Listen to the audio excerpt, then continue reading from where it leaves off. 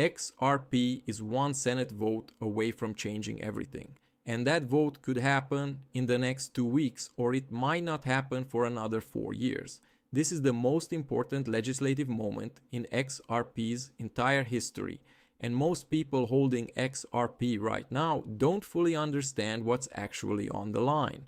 So let me walk you through exactly what's happening, why it matters, and what it means for your XRP. Here's the headline. Yesterday, June 18th, a US congressman named Dusty Johnson made a very specific public statement. He said the House of Representatives is ready to move immediately on the Clarity Act the moment the Senate passes it. Not in a few weeks, not after deliberation, immediately. Now you might be thinking, okay, politicians say things all the time. Why does this matter? I will explain exactly why this is different in a second. But first, let me back up and explain what the Clarity Act actually is. Because if you don't understand the bill, you can't understand why this moment is so significant. The Clarity Act is a piece of legislation that would do something that has never been done before in American history. It would permanently define what XRP is under federal law, not a court ruling, not a regulatory memo, an actual law signed by the president that says XRP is a digital commodity, the same legal category as gold and oil, and that no future government can change that with the stroke of a pen. For years, XRP has existed in legal gray area. The SEC sued Ripple in 2020, claiming XRP was an unregistered security. That case dragged on for years, scared institutions away, got XRP delisted from major exchanges, and put a cloud over the entire asset. The courts eventually ruled in Ripple's favor, and the SEC and CFTC jointly classified XRP as a commodity earlier this year. But those are regulatory decisions. They can be reversed. A law cannot. That is what the Clarity Act does. It does not just help XRP. It ends the era of legal uncertainty for XRP permanently. Now let me give you the full picture of where this bill actually stands, because the details matter here. The journey of this bill started back in July 2025, when the House of Representatives passed it with a vote of 294 to 134. That is not a close vote. That is a landslide, and it included more than 70 Democrats crossing the aisle to vote yes. In a Washington that can barely agree on what day of the week it is, a bipartisan crypto bill passing the House by 160 votes is remarkable. Then it moved to the Senate. On May 14, 2026, the Senate Banking Committee passed it 15 to 9, again with bipartisan support, including 2 Democrats who almost never vote with Republicans on financial legislation. And on June 1st, 2026, the bill was formally placed on the full Senate legislative calendar. Here is what that means in plain English. There are no more committees, no more hearings, no more markup sessions where senators add amendments. The bill is ready for a full Senate floor vote right now. Senate leadership just has to put it on the schedule. And that is where we are today. The bill is sitting on the Senate calendar, waiting. The House has just said publicly they will pass it immediately. The White House has set a signing target of July 4th, America's 250th birthday. The symbolism there is obvious and very intentional. So why is it not done yet? This is where it gets complicated, and this is the part I really want you to understand, because it is the difference between this happening before July 4th or getting pushed to after the midterms in November. The bill needs 60 votes to pass the Senate. That is because of a procedural rule called the filibuster, which means any senator can block a vote from happening unless 60 out of 100 senators agree to move forward. Republicans hold about 53 seats right now, which means they need at least 7 Democrats to cross the aisle and vote yes. Right now, only 2 Democrats have publicly committed to supporting it. Ruben Gallego from Arizona and Angela Also Brooks from Maryland. That means there are 5 Democratic votes that still need to be found in the next 2 weeks.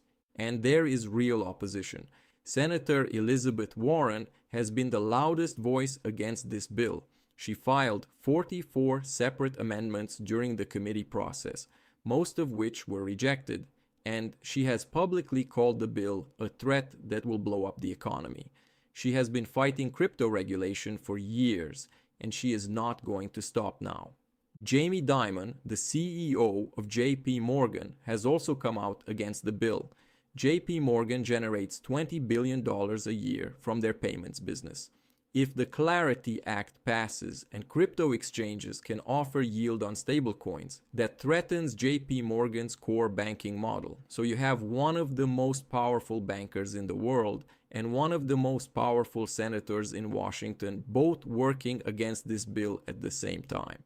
But here is what is working in favor of it. There is a very important deadline that is putting enormous pressure on everyone. If the bill does not get a Senate floor vote before July 4th, Congress goes on summer recess and the next realistic window to pass it is after the November 2026 midterms.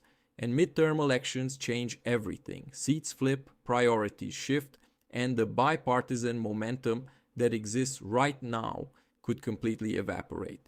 Senator Cynthia Lummis, one of the bill's biggest champions in the Senate, put it bluntly. She said July 4th is possible, but August is more realistic. The White House crypto advisor called July 4th the last viable window before partisan politics make this much harder to pass. So here is what is really happening behind the scenes. Senate leadership is right now trying to find those 5 Democratic votes. The main thing Democrats want is stronger ethics provisions. Basically rules that prevent politicians from personally profiting from crypto while also voting on crypto legislation. That is actually a reasonable ask. And there are reports that a compromise on that language could unlock several Democratic senators who are currently on the fence. There is also something nobody is talking about much right now. XRP exchange reserves have just dropped to a 7-year low. That means XRP is being pulled off exchanges at a rate we have not seen since 2019. And whale wallets, the accounts holding 10 million XRP or more, now control 68.5% of the entire circulating supply, the highest concentration since May 2018. The people with the most money and the most information are quietly removing XRP from the market right now at the exact moment this legislation is approaching its most critical window. Whether that is anticipation of what is coming or just long-term conviction, it is a signal worth paying attention to. Now let me be straight with you because I am not just here to hype this up. The math on 60 Senate votes in 2 weeks is genuinely difficult. It is not impossible, but it is hard. The July 4th deadline was always optimistic. Polymarket, the prediction market that aggregates bets from thousands of people with real money on the line, currently puts the odds of the bill passing in 2026 anywhere between 40 and 72%, depending on which market you look at. The markets themselves cannot agree on how likely this is. There are also real unresolved issues in the bill itself. The House version and the Senate version are not identical. There are differences in how digital commodities are defined, how DeFi protocols are treated, and how agricultural provisions work. Those differences need to be reconciled before a final version can become law. That reconciliation takes time that the current calendar might not have. And even if the bill passes before the August recess, it is worth being clear about what happens next. Passage of the bill is not the same as XRP going to the moon the next day. Regulatory agencies then have months to write the actual rules. Full compliance frameworks are expected to take until 2027 or even 2028. The bill is the foundation, not the finish line. The bear case is also real. If the Senate vote does not happen before July 4th, the next shot at this is after the November midterms. Senator Lummis has warned that if this drags on long enough, it could get pushed all the way to 2030. And in that scenario, XRP could retest the $1.10 level as institutions that were pricing in regulatory certainty pull back their bets. So here is where this leaves us. The Clarity Act is closer to becoming law than it has ever been. The House is committed to passing it immediately. The White House wants it signed by July 4th. The bill is sitting on the Senate calendar, ready for a vote. Institutional money is clearly anticipating something. The exchange reserve data and whale accumulation patterns tell that story clearly. But the Senate still needs 5 more Democratic votes. Elizabeth Warren is fighting it. Jamie Dimon is lobbying against it. And the clock is running down fast. There are 2 things I want you to watch closely over the next 2 weeks. First, watch for any announcement of a scheduled Senate floor vote. That is the signal that leadership has found the 60 votes they need, and this is actually happening. The moment that gets announced, expect the market to move before the vote even takes place. Second, watch the poly market odds. If those numbers start climbing consistently above 70%, institutional money is going to start pricing that in aggressively. XRP could move significantly before this bill even gets signed. This is not a drill. The window is open right now. Whether it stays open long enough for this bill to get through is something we are going to find out in the next 2 weeks. If this video helped you understand what is actually happening with the Clarity Act, drop a comment below and let me know what you think the Senate does. Does it pass before July 4th or does it get pushed? I genuinely want to know where you stand. As always, nothing in this video is financial advice. This is for educational and informational purposes only. Do your own research, understand the risk, and never put in more than you can afford to lose.